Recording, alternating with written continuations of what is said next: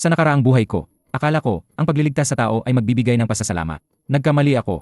Ang pagliligtas sa tao ay nagturo lang sa kanila na mayroon pa akong kayang kunin. Boto ng nakarami. Ang silungan ni Ethan Cole ay isa ng pampublikong emergency resource. Valid ang boto. Ang personal na ari-arian ay hindi pwedeng manaig sa kaligtasan ng publiko. Kaya nila ginawang malinis ang tunog nito. Hindi pagnanakaw. Hindi paggataksil. Isang boto. Binalik ko ang init.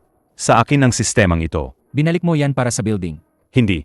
Binuksan ko yan pa sa mga taong akala ko ay kaapat dapat iligtas. Kung gayon, mali ang pinili mo. Nang gabing yon, hindi ako pinatay ng mga halimaw. Pinatay ako ng mga tao na tinatawag pa rin ang sarili nilang disente. Bumoto sila. Naniniwala silang paas yon. At dahil naniniwala silang paas yon. Natatakot ang mga tao, Ethan. Maging mabait ka. Hayaan mo silang mabuhay. Ava. Sabihin mo sa kanila kung bakit ko binuksan ang ini. Binuksan ko yan dahil alam mong makakapagligtas yan ng tao. Binuksan ko yan dahil pinakiusapan mo ako. At yan ang dahilan kung bakit sila nagtiwala sa akin. Ang huling nakita ko bago ako namatay ay hindi ang niebe. Ito ang pintuan na binuksan ko gamit ang sarili kong mga kamay.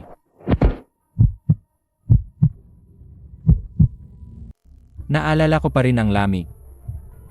Hindi yung lamig na sumasakit ang daliri mo. Yung tipong tumatago sa buto at ginagawang yelo ang pagsisisi. Nobyembre, isang buwan bago ang Great Freeze. Isang buwan bago namatay ang mga ilaw. Isang buwan bago, itinuro nila ako at pinatalsi. Isang buwan. Sa pagkakataong ito, sapat na. Nakatira pa rin sila sa malamig na mundo. Upa, kap. Mga meeting, plano sa weekend. Hindi nila alam na nagsimula na ang mundo sa pagbibilang pababa. Ako, alam ko. Ang muling pagsilang ay hindi lang ang aking regalo. Sa loob ng espasyong iyon, hindi gumagalaw ang oras, hindi mabubulok ang pagkain, hindi magyayelo ang tubig, hindi mawawala ang ini. At walang hangganan, walang peder, walang limitasyon. Sa nakaraang buhay ko, binoto nila ang init ko. Sa pagkakataong ito, kukunin ko ang lahat bago pa makuha ng mundo. Hindi lang pagkain, hindi lang ini. Hangin, tubig, gamot, sistema. Ang mga bagay na napapansin lang ng tao pagkatapos nilang mawala. Ang iba ay nakakita ng abandonadong espasyo. Nakita ko ang tanging kinabukasan ng gusaling ito. Server, nasayang na init, backup battery walls, lumang geothermal lines. Isang rooftop greenhouse. Mga fire door na sapat ang kapal para maging vault doors. Walang gustong sahig na ito, sobrang lala ng maintenance costs. Mabuti. Gusto ko ang mga bagay na masyadong tanga ang mga tao para pahalagahan. Sa Apocalypse. Ang pagkain, pinapanatili kang buhay ng ilang araw. Ang init, pinapanatili kang buhay ngayong gabi. Ang hangin ang magdedesisyon kung gigising ka pa. Ang tubig ang magdedesisyon kung gumagana pa ang utak mo. Ang gamot ang magdedesisyon kung ang isang sugat ay magiging hatol ng kamatayan. Kaya sa pagkakataong ito, hindi ako naggatayo ng tahanan. Naggatayo ako ng kapangyarihan. Init. Hangin, tubig, gamot. Sa hangin, tubig, gamot. Hangin, tubig, gamot. Gamot. Bawat mapagkukunan sa labas ng pintong iyon, ay dadaan sa aking mga patakaran. Kailangan kong i-restart ang buong rooftop service system. Sa loob ng 3 linggo, imposible yan. Kung gayon, sabihin mo sa akin ang presyo ng imposible.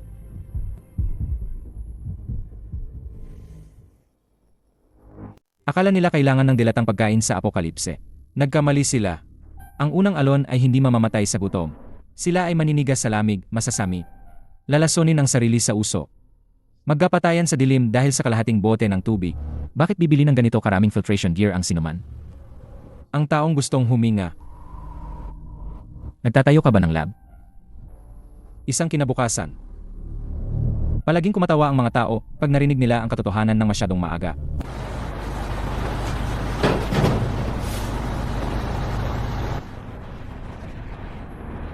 Nagtatayo ba siya ng spaceship? Palaging kailangan ni Ethan ng atensyon. Ang hindi otorisadong pang-industriya na kagamitan sa isang residential building ay maaaring lumabag sa mga patakaran ng board. Kung gayon, magreklamo habang gumagana pa ang internet.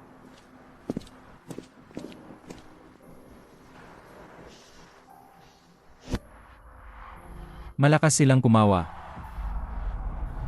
Sa nakaraang buhay ko, ganoon din sila tumawa nang kumasok sila sa pinto ko. Ngayon, sa labas sila tatawa. Sa nakaraang buhay ko, huli na nang matutunan ko na ang mga bodega ay hindi bumabagsak dahil walang laman. Bumabagsak sila dahil nag-freeze ang sistema bago ang mga kalakal. Humihinto ang mga pag-aproba. Nawawala ang mga driver, hindi dumarating ang mga pirma. Naiwan ang mga supply sa dilim. Naghihintay sa mundong kapos na, huwag magnakaw. Ang kinin ang iniwan na ng sistema. Mga insurance write-off, bigong paglilipat, emergency stock na nakatakdang itapon. Malapit na mag-expire na medical supplies. Para sa sistema, problema sila. Para sa akin, sila ang kaligtasan.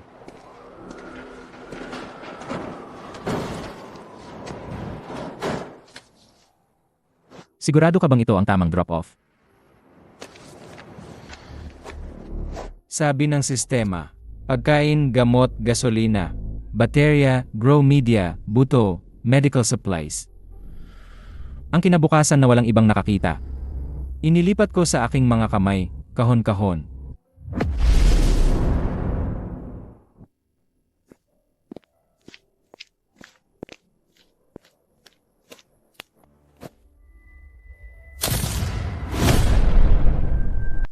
Sa unang gabi ng apokalipse, hindi ako nagbukas ng ala.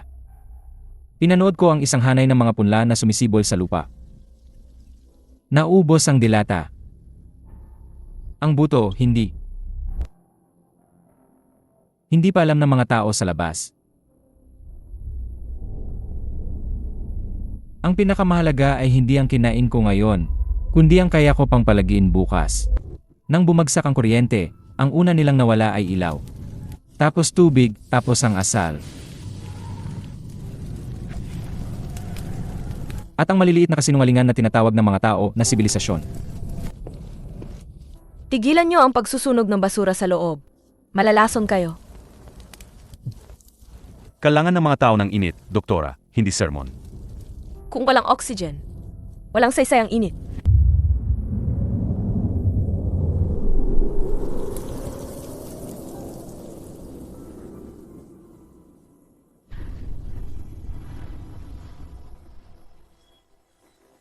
Akala nila, gutom ang unang sasalakay. Ang gutom ay nagbibigay ng oras para magreklamo ang mga tao. Ang lamig, hindi. Ang lamig, unang kinukuha ang iyong mga daliri. Tapos ang pag-iisip, tapos ang tulog. Tapos hindi ka na magigising. Mayroon pa bang may init? Doon sila tumigil sa pagtatanong kung sino ang may pagkain. Nagsimula silang magtanong kung sino ang may init. At alam na ng lahat ang sagot. Ethan, bukas pa rin ang ilaw mo. Ligtas ka ba diyan sa taas? Hindi niya tinanong kung nilalamig ako. Tinanong niya kung ligtas ako. Ang ibig niyang sabihin ay simple. Pwede ba akong pumasok? Sapat na ligtas. Baka makatulong ako. Hindi ka dapat nag-iisa. Hindi ako nag-iisa. Sino ang kasama mo? Mga sistema.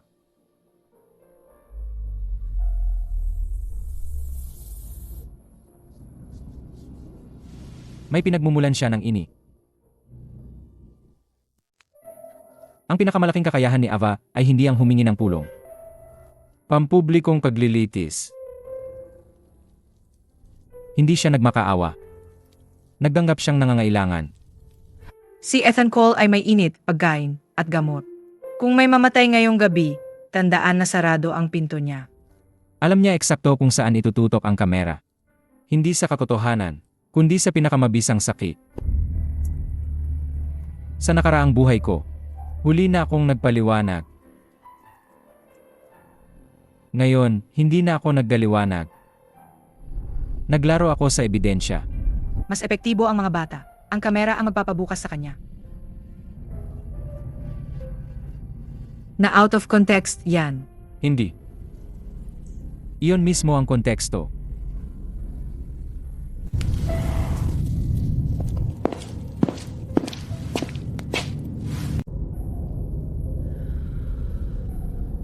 May naintindihan si Rian na hindi naintindihan ni Ava. Ang kamera ay kayang magbahiya ng tao. Pero ang boto ay kayang gawing legal ang pagnanakaw. Walang sinuman ang dapat magmay-ari ng nag-isang ini sa isang gusaling puno ng mga nilalamig na tao. Bumoto tayo para sa pansamantala, pampublikong access sa service floor ni Ethan. Pamilyar na salita, pansamantala, pampubliko, emergency. Ang parehong malinis na salita na ginamit nila noon nang itapon nila ako sa bagyo. Nakakatawa, binoto nila ang pinto ko nang hindi man lang kinatanong ang pinto.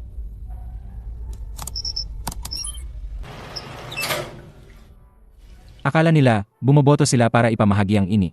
Pinaalalahanan ko lang sila kung saan nanggaling ang ini. Kaya niyang kontrolin ang gusali. Mga bahagi nito, Gusto ni Ava na malaman ng mga tao. Ngayon, alam na nila. Kung gayon, kailangan natin ng access sa sistema, hindi ang pahintulot niya. Emergency extraction point, rooftop level. Magdala ng mahahalagang supply at manatiling nakikita. Mas kapaki-pakinabang ang pag-asa kaysa takot. Ang takot ay nagtatago sa mga tao. Ang pag-asa ay nagpapabukas sa mga tao ng kanilang mga pinto ng kusa. Hindi kailangan ni Rian ng baril. Inaniwala niya sila sa isang rescue notice. At sila mismo ang nagnakaw sa sarili nila. Nagbago ang official channels 2 araw na ang nakalipas. Fake yan.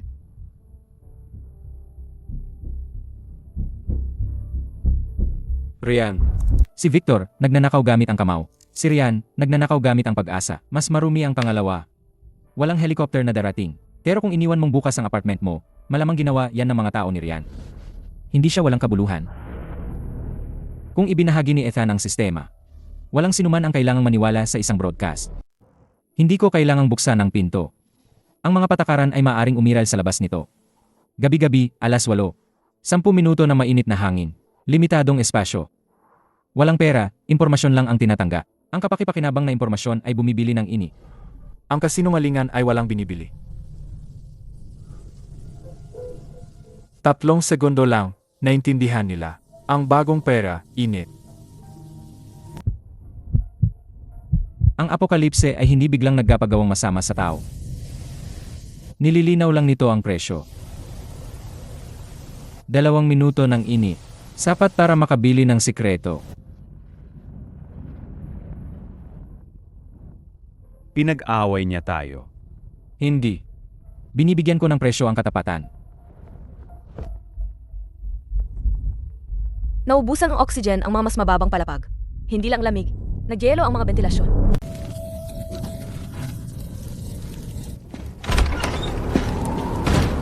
Tigilan niyo ang pagsusunog ng muebles sa loob. Nilalason niyo ang sarili niyo. Bigyan mo kami ng init. Pero kung walang hangin ng init, hindi ka maililigtas. Sa wakas, naunawaan nila na ang kaligtasan ay hindi lang tungkol sa pagkain. Bago ang gutom, may hininga. Bago ang awa, may oxygen. At ang oxygen ay naging akin na rin. Kung bubuksan mo ang isang kontroladong daloy ng hangin, may ilan sa kanila ang makakaligtas.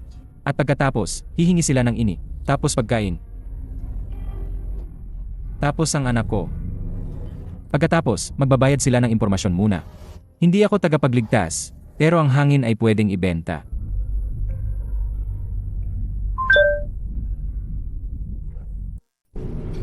Si Victor ay hindi ordinaryong basagulero. Alam niya ang gusali. Alam niya kung aling mga daanan ang wala sa mapa ng mga residente. At alam niya na kapag bumagsak ang pangunahing pinto, ang mga maintenance route ang susunod. Magaling siya. Pero naglalakad pa rin siya sa loob ng sistema ko. Gusto niya ng shortcut. Ginawa ko itong magandang silid. Balik. Ngayon.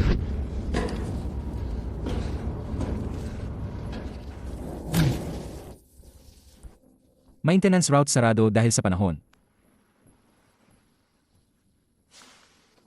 Huwag sirain ang sistema. Sakupin ito.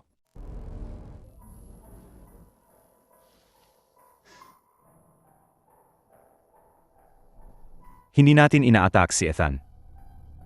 Binabawi natin ang pampublikong infrastruktura para sa kaligtasan. Ang service floor ay itinayo para sa gusaling ito. Ang gusaling ito ay naglilingkod sa gusaling ito. Parehong mga pangungusa, parehong posisyon, parehong nakataas na kamay. Pinanood ko sa screen, para akong nanonood ng sarili kong kamatayan na inuuli. Hindi mo pipigilan ang botohan. Hindi. Bakit? Dahil gusto kong itaas nila ang kamay nila ng 2 beses. Sa nakaraang buhay ko, tanda ko ang bawat mukha na bumoto ng. Ngayon, binigyan ko sila ng pagkakataong kumpirmahin uli. Ngayong gabi, ang head vault ay magiging publiko.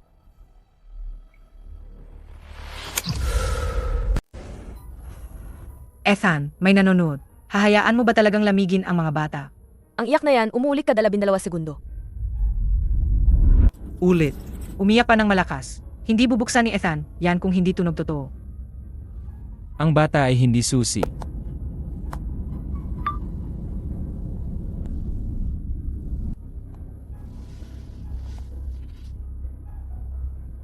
Kung gayon, hindi moralidad ang gagamitin natin, kundi istruktura.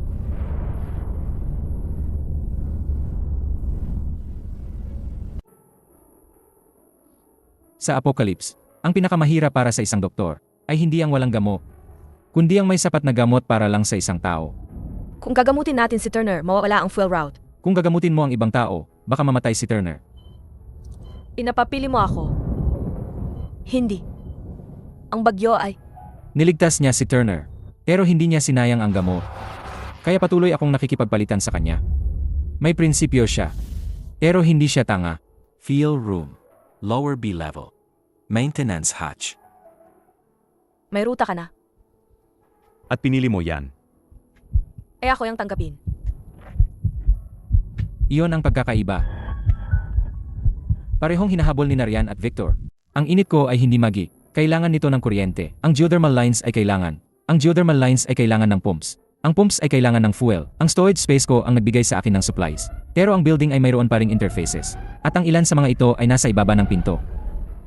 Kaya sa isang pagkakataon, kailangan mo ang isang bagay sa labas ng pinto. Hindi sa labas ng pinto, kundi sa ibaba nito. Hindi ko kailangang bumaba mismo. Kailangan ko lang malaman ng dalawang grupo ng magnanakaw na nagnanakaw din ng isa. Umalis ka diyan. Akin ang kwartong ito. Sabi ni Rian, sa building daw yan. Kung gayon, pwedeng dumugo ang building.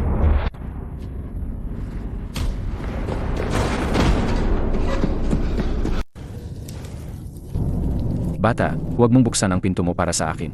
Alam niya ang patakaran ko kaya hindi siya nagmakaawa. Mas naging mahirap tuloy na hindi siya iligtas. Kung hindi may babalik ang balbula na yan, ang air heating loop mo ay mag-fail sa loob ng 48 oras. Alam ko, At kung bubuksan mo ang pangunahing pinto, hindi ko gagawin. Iniligtas ko siya, pero hindi bumukas ang pangunahing pinto. Iyon ang pagkakaiba. Kaya kung magligtas ng tao. Pero hindi ko isusuko ang sarili ko. Matigas pa rin ang ulo.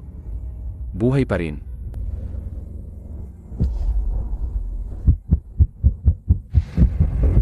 Hindi na sila nakatingin sa pinto. Sa salamin na sila nakatingin. Ibig sabihin, umunlad sila ng kaunti. Kaso, mas mabilis ang yelo. Ethan, babagsak siya. Lahat ay nanonood. Muli niyang itinaas ang kamera. Ang kamera ang kanyang kusilyo. Ngayon, may panangga ako. Nailigtas, pero hindi pa rin inibitahan. Gusto nilang buksan ko ang pinto. Tinuruan ko sila na, ang pagliligtas at pagpasok ay dalawang magkaibang bagay. niligtas mo siya at mas kaunti ang galit sa iyong lahat. Hindi yon ang layunin. Ano ang layunin? Panatilihing sarado ang pinto. Sa wakas, natagpuan ni Rian ang tamang direksyon. Tumigil siya sa paghampas sa pinto ko. Sinimulan niyang atakihin ang mga sistema ko. Matigas ang pinto. May mga interface ang mga sistema.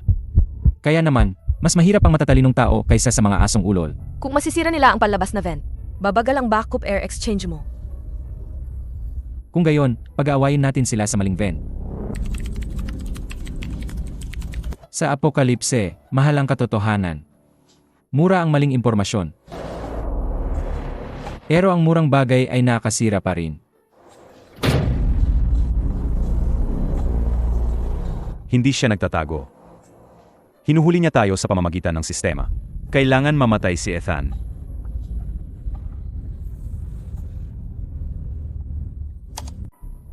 Hindi nila matalo ang pinto. Hindi nila makukuha ang sistema. Kaya bumalik sila sa paborito nilang sandata. Sandata. Moralidad. Ngayong gabi, si Ethan Cole ay mananagot sa gusaling ito. Kinokontrol niya ang init, hangin, gamot, at tubig. Hindi yan pribadong kaligtasan. Yan ay kapangyarihang pampubliko. Kung may kapangyarihan siyang magligtas ng buhay, may tungkulin siyang gamitin ito. Hindi ko mapatunayan ang muling pagkabuhay. Pero may isang bagay akong makapatunayan. Ang mga salitang ginamit nila ngayong gabi ay ang parehong salitang kumatay sa akin. Ibang gabi, parehong script. Takot sila sa katotohanan. Hindi. Takot sila na parang sila ang sinasabi. Ngayong gabi, gigibayin natin ang sistema. Sa wakas, tumigil na si Rian sa pagpapangga. Wala nang katarungan. Wala nang botohan. Wala nang mga bata sa harap ng kamera. Isa lang ang mahalaga. Kunin. 3 ruta. Natutunan niya ang sistema mo. Natutunan niya ang mapa na gusto mong matutunan niya. Ang data center ay hindi lang isang silid. Ito ay isang meze, mga pinto, tubo, cable tray, airflow, lamig, init. Bawat direksyon ay pwedeng maging kasinungalingan. Hindi niya tayo hinahangan. Ginagabayan niya tayo.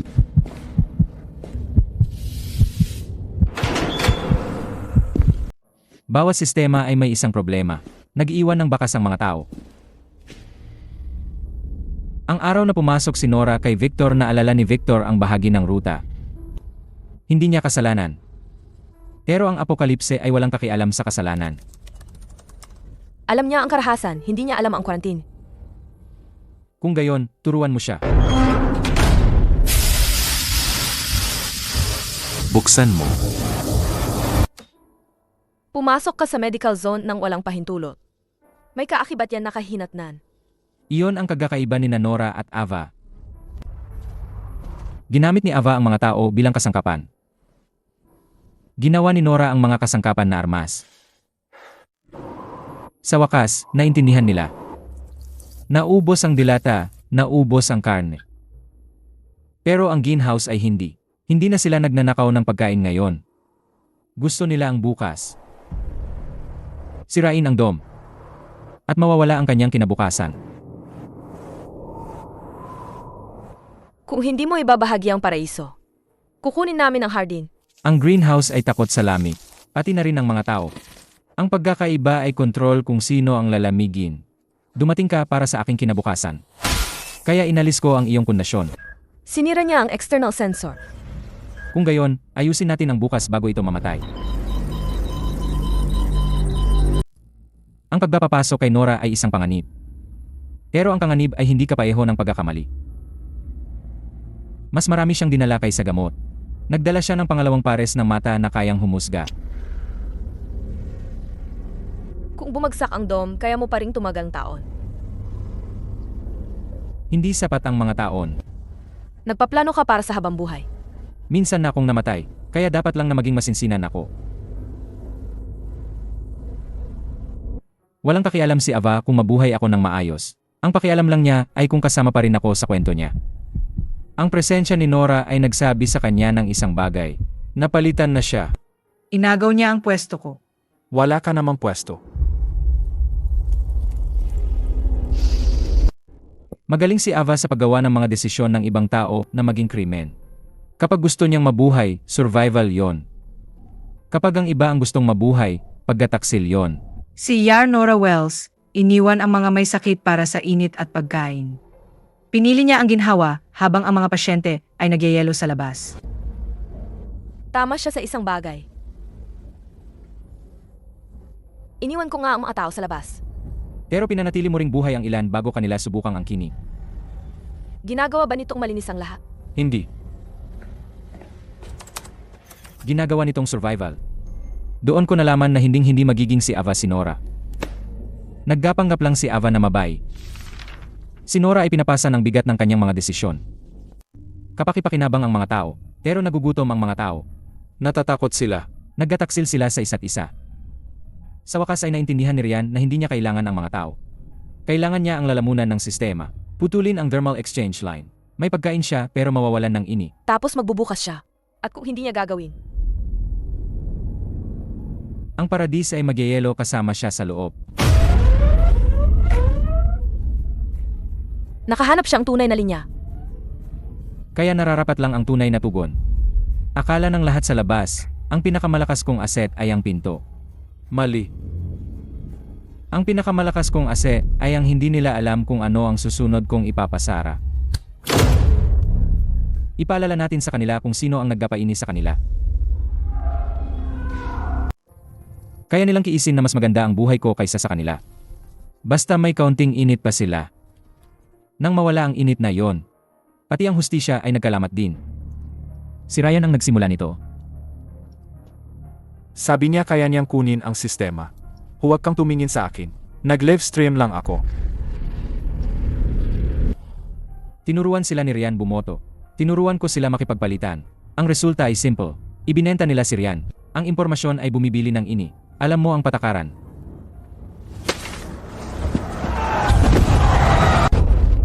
Hindi mo matatalo ang mundo sa labas. Hindi ko kailangan. Ang kailangan ko lang ay ang pinto ko. Nang walang kamera, mas lumiis si Ava. Dati, nakatayo siya sa harap ng maraming tao. Mayon, siya lang ang meron siya. Ethan, pakiusa. Walang nanonood ngayon. Bago yan. Natakot ako sa nakaraang buhay. Ginawa ko ang dapat kong gawin. Ako rin. Isinara ko ang pinto. Dati, akin ka. Sa nakaraang buhay ko, gusto kong mainig siyang sabihin yan. Sa buhay na to, nakakatawa na lang yan. Hindi ako naging sayo. Napakabobo ko lang para tumayo malapit sayo. Ayaw mo talagang malaman kung anong nangyari sa kanya. Ang ilang katapusan ay hindi na kailangang panoorin. Kailangan lang nilang manatili sa labas. Sa buhay na to, hindi ako naging tagapagligtas. Ang mga tagapagligtas ay nagbubukas ng pinto. Ako, hindi. Gumagawa ako ng mga patakaran. Walang lalapit sa service floor nang walang pahintulo. Ang init ay ipinaggapalit, hindi inililimos. Ang hangin ay ipinaggapalit, hindi ninanakaw. Ang gamot ay para sa mga sumusunod sa patakaran. Ang mga banta ay puputol sa iyong akses. Ang mga kasinungalingan ay maggapalamig sa iyo. Maaari nila akong sumpain. Maaari nila akong tawaging makasarili. Pero susundin nila ang mga patakaran. Dahil sa labas ng aking mga patakaran, lamig lang ang mayroon. Ikaw ang naging pinakamakapangyarihang tao sa gusaling ito. Hindi. Ako ang naging lalaking hindi na nagbubukas ng pinto. Sa nakaraang buhay ko, binoto nila na dapat akong mamatay. Sa buhay na to, hindi na ako sumasali sa kanilang mga boto. Maari silang magmakaawa. Maari silang magalit. Maari nilang itaas muli ang kanilang mga kamay. Wala nang saysay yan. Dahil sa labas ng pinto ay -70. At ang init ay akin.